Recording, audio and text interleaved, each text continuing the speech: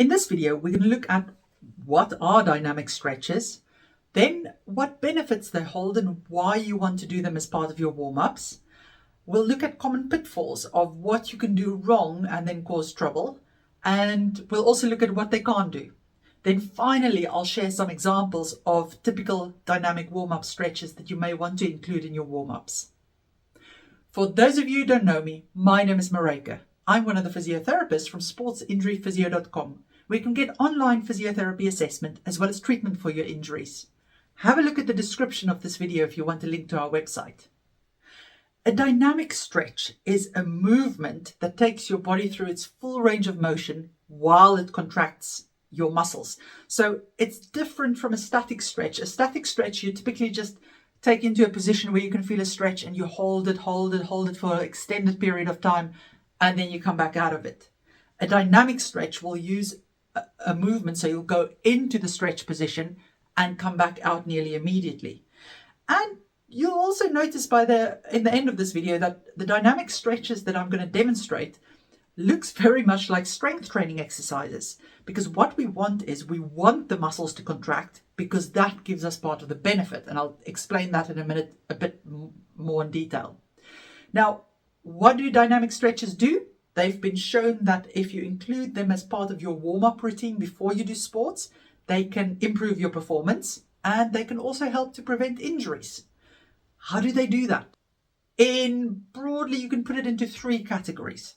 The first is that because you're activating your muscles, you're using your muscles to actively move you, you're increasing the circulation to them, they get to wake up and contract more better, and you also get a lengthening or they increase in flexibility, so you gain range of movement in your muscles.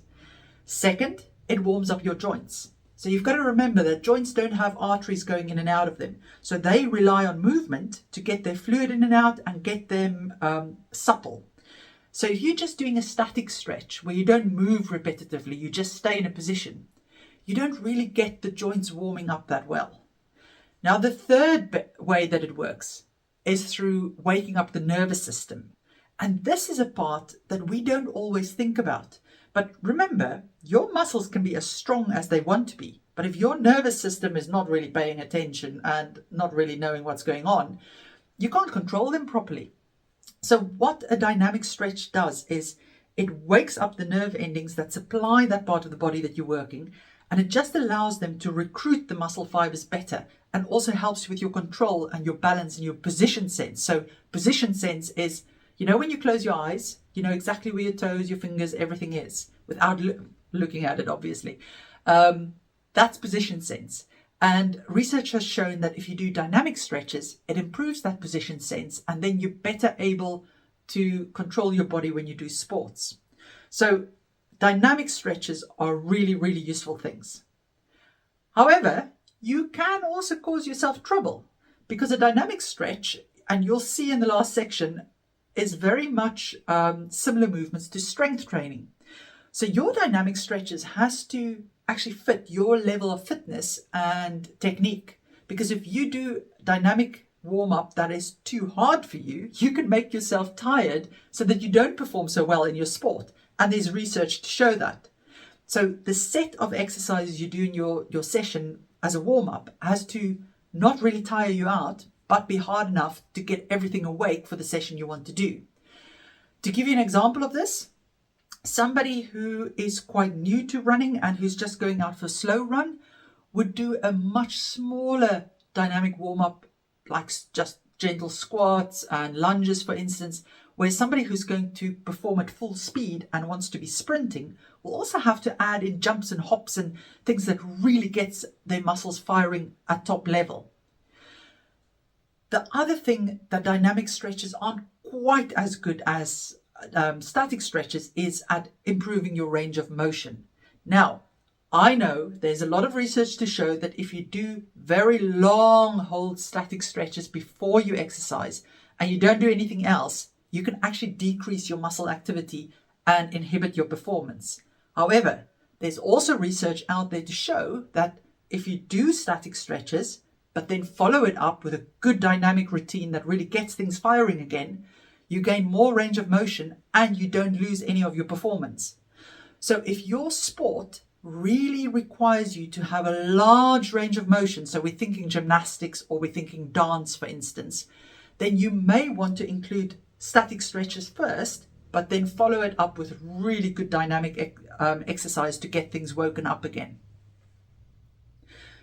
What dynamic stretches don't do is they don't really reduce the amount of delayed muscle soreness that you feel the day after you do sports. We call it DOMS.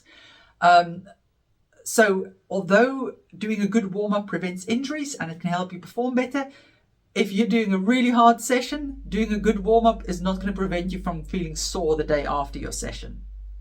Okay, so what exercises can you include in your dynamic warm-up? Well, that will very much depend on what type of activity you're about to do, what type of sport you're doing. Because obviously, if you're doing a running type sport, you want to include lots of stuff for the lower body and the legs that you're going to use. If you're going to do swimming, for instance, you're going to have to include things for your upper body. And what a weight trainer does before he lifts weights will be very different from what a footballer does, for instance. So it has to be sport specific.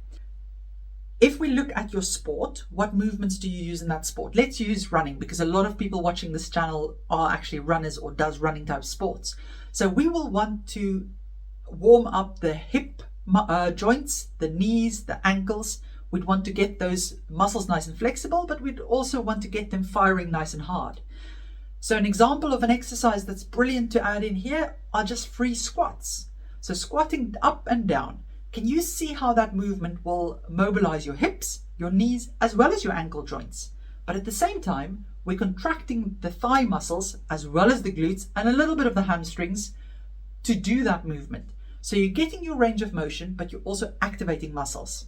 Then another movement that's really good is a static lunge, where you just dip down to the floor, stay a little bit, come back up and do that movement. Can you see how that's going to stretch your hip flexors at the front? It's also going to stretch the glutes of the leg that's going to the front, and it's going to activate your front thigh muscles as well as your glutes. So even though you're stretching something, you can also be activating it with the same exercise.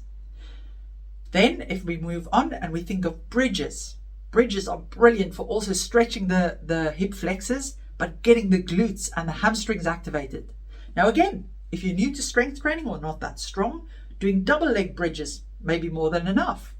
But if you're quite fit and you've got a good level of strength, you may want to start with double legs, but add in some single leg ones as well to really make sure you're contracting those glute muscles and getting them nice and firing.